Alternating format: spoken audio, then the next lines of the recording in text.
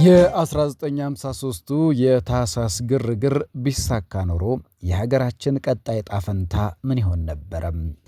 የታህሳሱ ግርግር ታህሳስ 4 1953 ንጉሱ ወደ ብራዚል ለጉብኝት ሲሄዱ ጀነራል መንግስቱ ነዋይ የክብር ዘበኛን ጦር ተጠቅመው የመፈንቅለ መንግስት ሙከራ አደረጉ። ሆኖም በተደረገ በሶስተኛው ቀን ከሁለቱም ወገን በተሞከረ በሶስተኛው ቀን ከሁለቱም ወገን ወደ 300 የሚጠጉ ሰዎችን ሰውቶ ጀነራሉ ይተባበሩኛል ብለው በሾሟቸው የንጉሱ ታማኞች ሊከሽፍ ችሎ ነበር። የጀነራሉ ወንድም ገርማሜ ነዋይ ወንድማቸውን አቁስለው ራሳቸውን አጠፉ። ወይም ድርጊቱ በንጉሱ እጅ ላለመውደቅ የራሳቸውንም የወንድማቸውንም ሕይወት ለመሰዋት መሆኑ ነው። ነገር ግን ጀነራሉ ሊተርፍ ችሏል።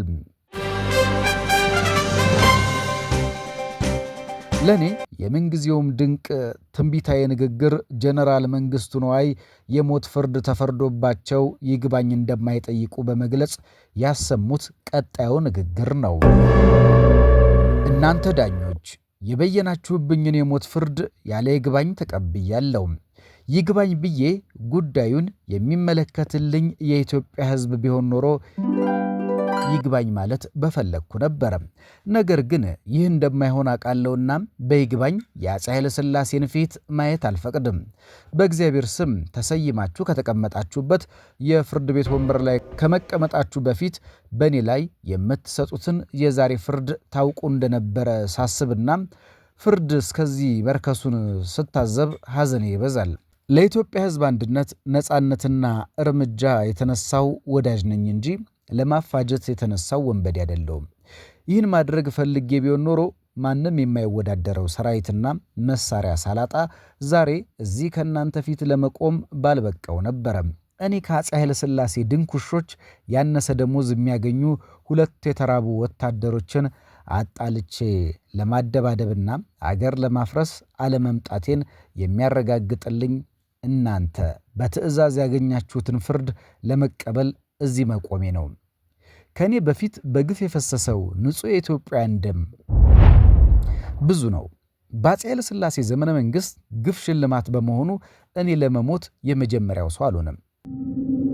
ስልጣን አላፊ ነው። እናንተ ዛሬ ከጨበጣችሁት የበለጠ ስልጣን ነበረኝ፣ ሀብትም አላጣሁም። ነገር ግን ሕዝብ የሚበደልበት ስልጣንና ድሃ የማይከፈለው ሀብት ስላልፈለግኩ ሁሉንም ንቄ ተነስቻለሁ። አሁንም እሞታለሁ። ሰው ሞትን ይሸሻል፣ እኔ ግን በደስታ ወደ ሞት ሄዳለሁ።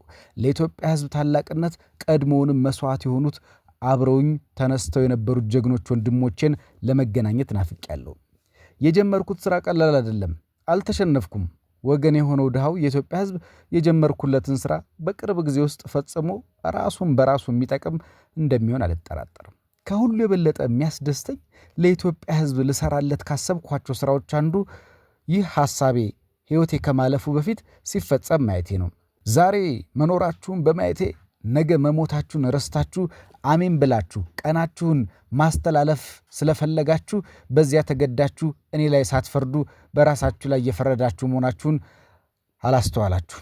እኔ የተነሳሁት ትክክለኛ ሕግና ከህሊናችሁ ውጭ ለመፍረድ እንዳትገደዱ ለማድረግ ነው። በአጭሩ እኔ ላይ ለመፍረድ የቸኮላችሁትን ያህል 10ና 15 ዓመት በቀጠሮ የምታጉላሉት ሕዝብ ጉዳዩ እንደዚህ አፍጥናችሁ ብትመለከቱለትና ብትሸኙት ኖሮ እኔ መነሳት አልፈልግም ነበረ።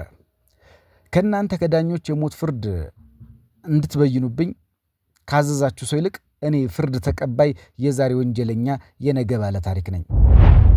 የእኔ ከጓደኞቼ መካከል ለጊዜው በሕይወት መቆየትና ለእናንተ ፍርድ መብቃት የመመዘኑን ፍርድ ለመጪው ትውልድ የሚያሳይ ይሆናል።